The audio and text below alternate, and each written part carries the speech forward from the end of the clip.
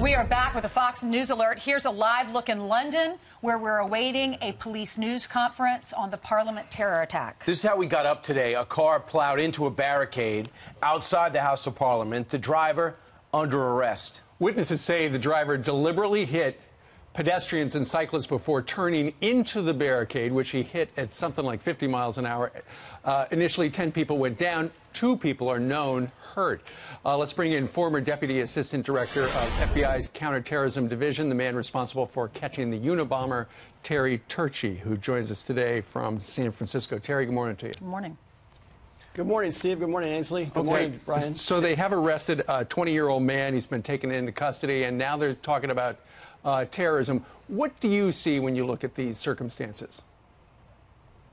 Well, we've talked about this before, and early on, you kind of want to parse your words and be a little bit careful. But he's young. He's 20 years old. He's using a technique that's been used before.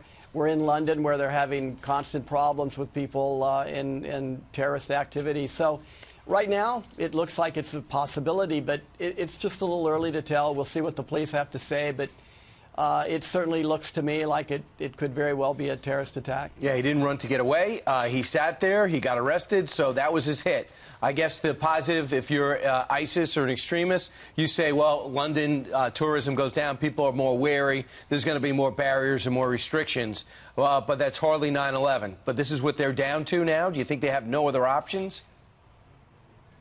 Well, I think we have to remember, Brian, that they've been for a long time now spreading the message, just go out as an individual and do whatever you can do. So maybe that was all he could manage to do. But I think that the big message here is that terrorism is going to be with us for a while, whether it comes from the domestic direction or it comes from these people who are still trying to participate and make the best of the international jihad. So we'll just see what this brings. But it certainly wouldn't surprise me that it's a person trying to commit an act of terror and intimidate people. Terry, why does this keep happening in that particular area or in London?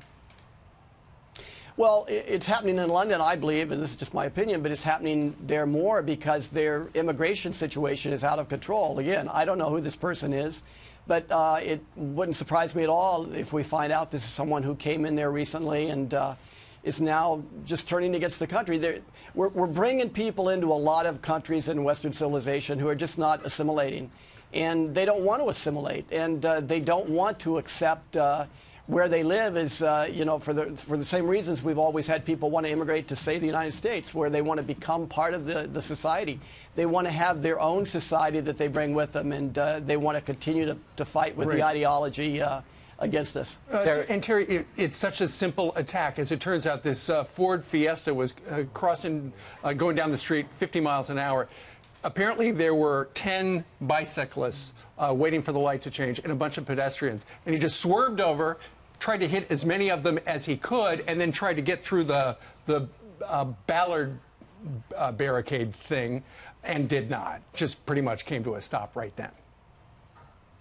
And given that kind of detail, it's definitely an attack. So we'll just have to wait a little while to see what this particular person's motive was. But whether it's a car or it's somebody running down the street with a machete or they have a firearm or they're placing bombs, I mean, one way or the other, people are going to get hurt. And they're trying to send us a message. They're trying to say, look, we're going to keep doing this until you kind of pick up and fold. And obviously, we're not going to do that. And particularly today with President Trump, I think the message is very clear, and I hope the FBI is right there in the front lines, too, that we're vigilant eternally here, and we're going to fight this to the end. And, Terry, finally, just on the firing of Peter Strzok, good day or bad day for the FBI? Because his lawyer says they already said he had a suspension, and it's politics that he got fired. What do you think?